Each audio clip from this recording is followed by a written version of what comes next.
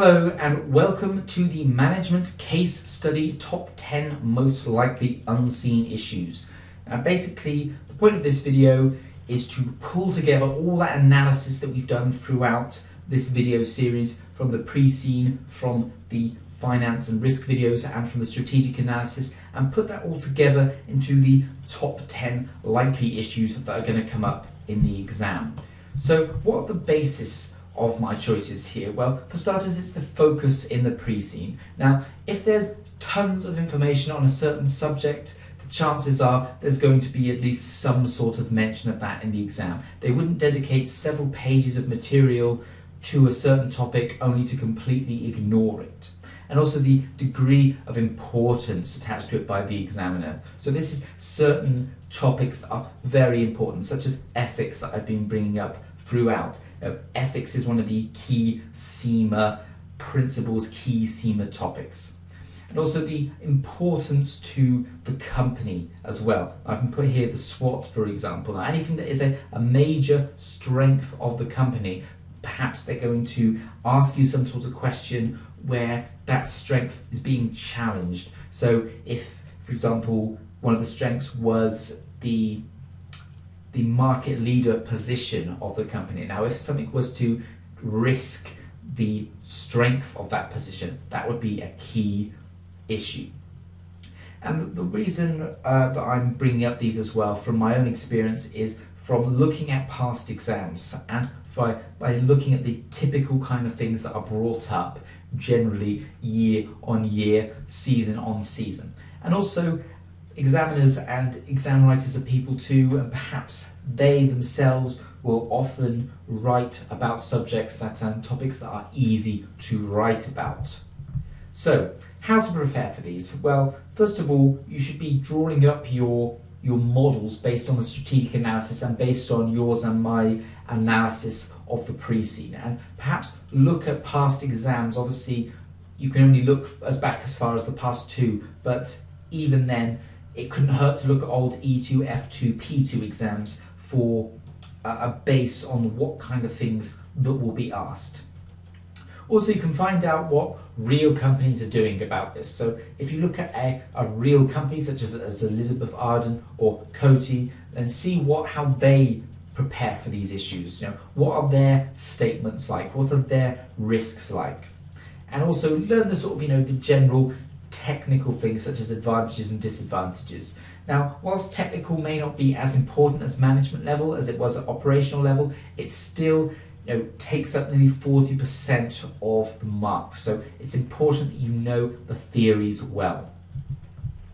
So let's begin then. Now, my first issue is governance and auditing. Now, the reason why I've put this is because there was 2 pages of it dedicated in the pre-scene. We saw that board, we saw the page of executive directors and the page of non-executive directors, and also the fact that they specifically didn't mention, as it were, certain key aspects of good governance. Now, this would be, for example, having no remuneration committee and also no evidence of any shareholder meetings taking place.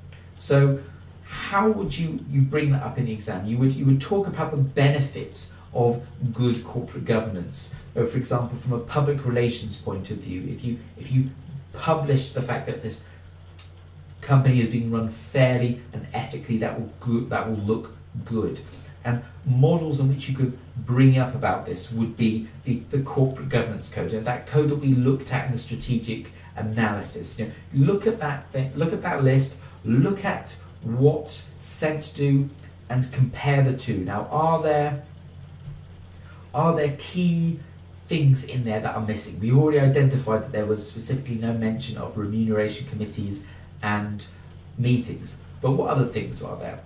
And just compile that all together and then talk through the advantages of it. The fact that it helps build a sustainable company. When directors are allowed to run free, they can often run the company for themselves. They run it for their own personal short-term gains. So it's a very specific thing for shareholders in particular. The shareholders need to know that the board of directors is running the company as they would like, to try and build the company in a successful and sustainable way. So I'll move on to the next issue then, which is an ingredient ban. Now, reading through the case study, we saw the article of the potential to ban certain synthetic ingredients. Now, this is particularly important as we saw that the synthetic ingredients are so much cheaper than the natural ingredients. And obviously, as natural ingredients may have other issues with them and may be beginning to be phased out in terms of sense general production process, it's more important than ever that synthetic ingredients are used and used properly. And the basis of my choice for this is the importance of international trade to Zealand. We saw that 70% of the trade comes from outside of Zealand. So if it is banned in certain areas, in certain regions overseas, such as Europe or the US, then that will have a major effect on Zealand, on sense operations. And so we have to look at, what we could do to mitigate that loss. How do we get around it? It could be that there is a reasonable solution to it. It could be that we have to change certain things. And then of course there's the ethical issue here, that if it is banned in certain countries, do we just outlaw it from our own production? Because if it is not banned in Asia, how long before it is banned in Asia? Or if it's known to be unsafe, then there's an ethical issue, a public relations issue there for not acting upon it. We're saying that we know it's safe, but we know it's not safe, but it's cheaper to just not change it, so we'll just carry on doing that. And you can also bring in the pestle model here, because of course that has a political and legal aspect to it, particularly if it's actually made against the law to use that chemical. There's possible ramifications there.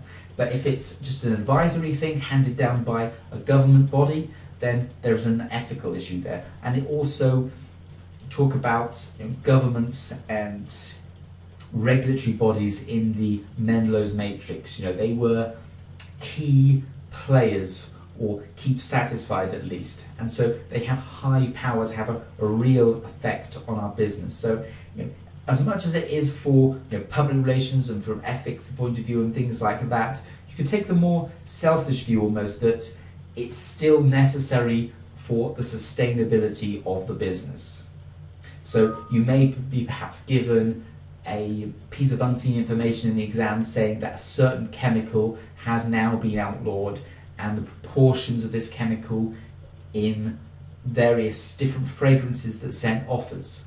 And you could be asked to analyse some data and to make a recommendation going forward about what do we do? Do we just discontinue these products that have this in, or do we find an alternative?